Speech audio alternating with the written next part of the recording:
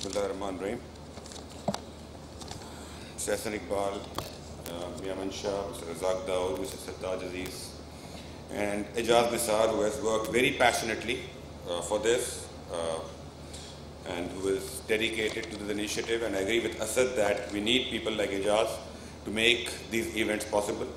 Ladies and gentlemen, Assalamu alaikum. First of all, I would like to congratulate the 100 business leaders for making it to this forum. And I would like to thank the organizers, especially Ejaz, for inviting me here to speak in front of the best and the most successful minds of our community. The topic that I have been given is corporate governance for growth, new economic agenda and business success. Now, frankly, there are three different topics merged into one.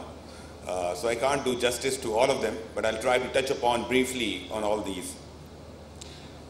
As far as corporate governance is concerned, before we start talking about corporate governance, I think we need to talk about the corporatization.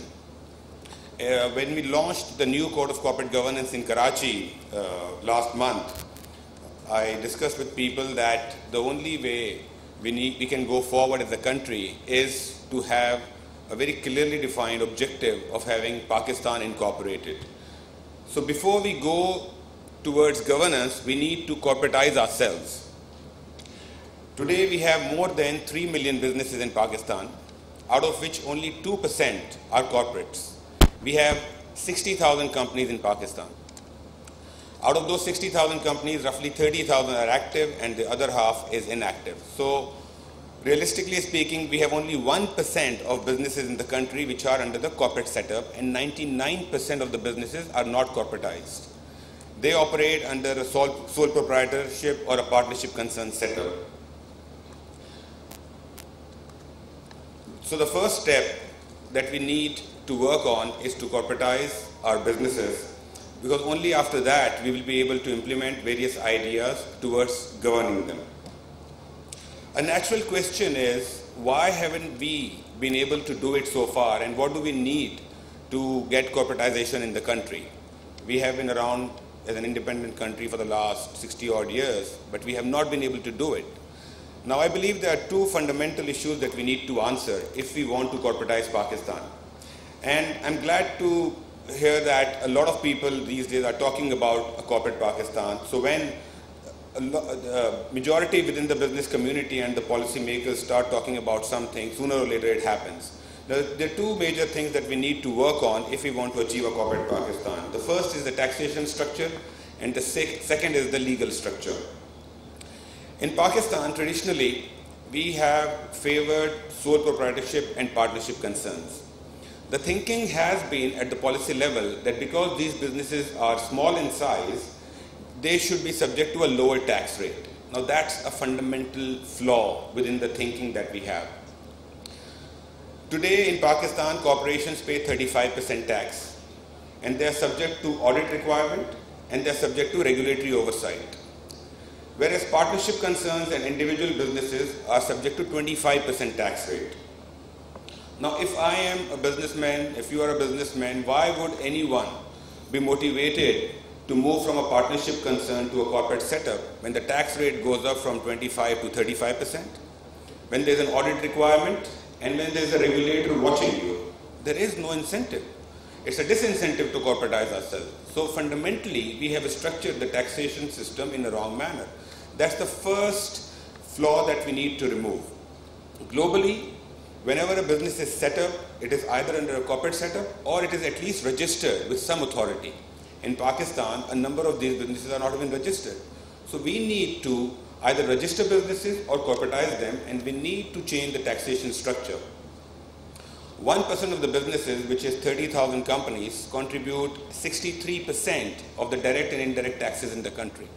Because in the corporate setup, there is a governance structure, there is a board structure, systems are predefined, there is an audit requirement, there is a regulatory oversight.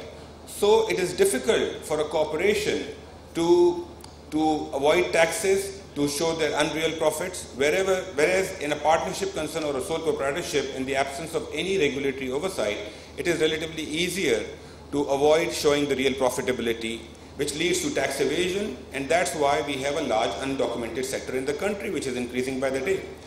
So the first thing that we need to answer as a nation, as policymakers, is to restructure the taxation system in the country, and we have already proposed this to FBR this year, and let's hope we start moving in that direction. Now, besides the tax structure, the second idea that we need to work on is the legal structure in the country. Today we have company laws in Pakistan. The company law right now, there is no differentiation as far as regulatory requirements are concerned, as far as reporting requirements are concerned, based on the size. A small company versus a medium company versus a large company, they are all subject to similar reporting and regulatory requirements. Now that needs to change, because smaller companies, they cannot be subject to the same requirements as larger companies, because it's a drain on their financial resources. So we need to come up with changes in the company law. We need to look at how the world has changed their corporate laws in the last 2 decades, and we need to incorporate the concepts which have evolved over the last 2 or 3 decades. At the same time, we need to have a legal structure within the regulatory environment which is hassle-free for those businesses which are following laws strictly. Everyone cannot be subject to similar treatment. Regulators have to catch the bad guys and not disturb the good guys, and that thinking and that mindset has to come. Now, keeping this in mind and realizing that this is an important requirement if we want to corporatize Pakistan, we have started work on a new company law for the country. We had set up a corporate law review commission a few years ago. We have revived that. We are very actively working on a new company law, and we hope to present the first draft for public consultation sometime mid of next year. We have a corporate law review commission. Mr. Razak Daud is a member of that. So I hope that by mid next year, we will have a first draft of the new company law in Pakistan. Once we have the right and the conducive legal structure, regulatory structure, and we have the right taxation structure, we will be able to encourage businesses rather, to corporatize themselves or get themselves registered. That's the first step that we need if we want to corporatize Pakistan. Now, the second element that we need is to provide financial capital to these businesses. If you look at the financial structure in the country at the moment, we have large amounts of wealth sitting with investors who are trying to invest it in the right businesses. However, they are not able to find those avenues. There is excess wealth sitting in some pockets. At the same time, a number of ideas in the country cannot see the light of the day just because financial capital is not available. So there is a gap, and our financial system has not been able to bring them together. We need to bridge this gap between the financial and the human capital. Unless we do that, we cannot encourage entrepreneurship in the country. If you look at the financial structure today in Pakistan, we are rewarding risk aversion. We are offering very high return on pure financial capital. We are encouraging lack of hard work. We need to have a system where entrepreneurship, risk-taking, and hard work is encouraged.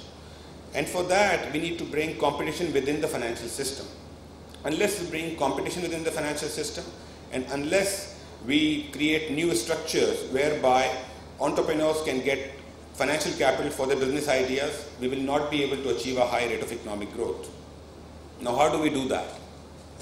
I believe the only way we can achieve financial infrastructure where businesses can get access to capital is to develop our capital markets. Marketplace is the only place where companies and businesses and entrepreneurs can go and present their ideas to investors. We need that marketplace. Now, we have stock exchanges in the country, but how effective are they?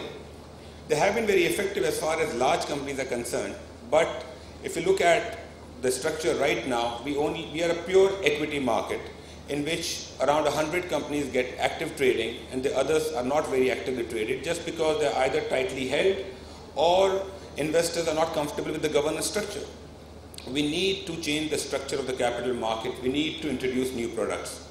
And one of the major developments which took place last month is passing of the demutualization law by the Parliament.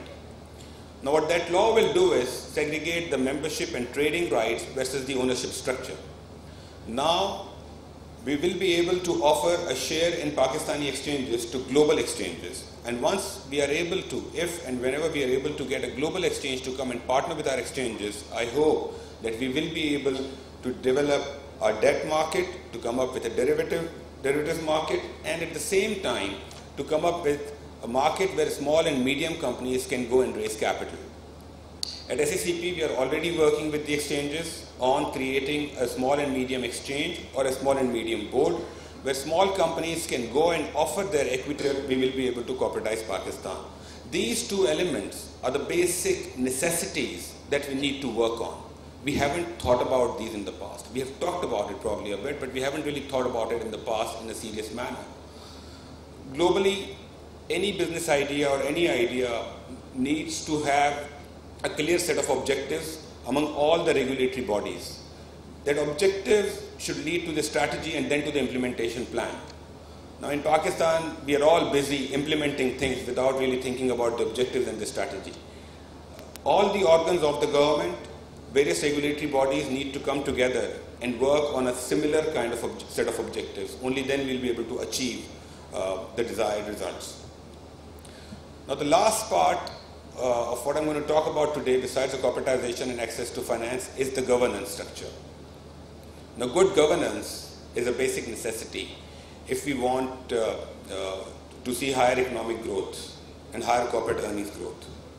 Just like a society in which if the majority are not following right ethical standards and only a select few are following the right ethical standards, such societies cannot prosper. Similarly, a corporate world where very few are governed well, but the majority are not, cannot really see a higher economic growth rate. We need to look at the corporate structure, we need to look at the governance structure, and with that objective, we have recently come up with a revised code of corporate governance, but that is only applicable to the listed companies, which are 650 in the country. We need to have a code of corporate governance for private companies, which will be voluntary, and we need a code of corporate governance for public sector enterprises in the country. At SACP, we are already working on that, and we are actively working with the government and looking forward to the government support for implementing the code of corporate governance for the public sector enterprises. So whatever losses we are seeing and whatever governance issues we are seeing, hopefully we'll be able to address that. Now, without governance, there's no way one can raise money from the masses. And the best way to unlock capital is by listing on the exchanges. But when you list on the exchanges, it means investor protection, it means protecting minority shareholders' rights, it means sharing your profits with the minority shareholders, and it means good governance. Without good governance, it's not possible to raise large amounts of capital from the public, large amount of debt from the masses, and without the right amount of financial capital, it is not possible to achieve higher rate of corporate earnings for any business. We have seen in Pakistan and around the world, businesses which have done well, which have been able to grow at a much faster pace, are the ones which have been able to go to the capital market and raise funds. And they are the ones which are governed in the best possible manner. So basically, if we want to achieve higher growth rate, we need to corporatize Pakistan, and that will be achieved through right taxation and legal structure. We need to provide finances to the businesses which can be done through the capital markets, and we need to have the right governance structure, which can only come once we have the right set of policies, and secondly, if all the organs of the government and all the regulators work closely together. Thank you very much.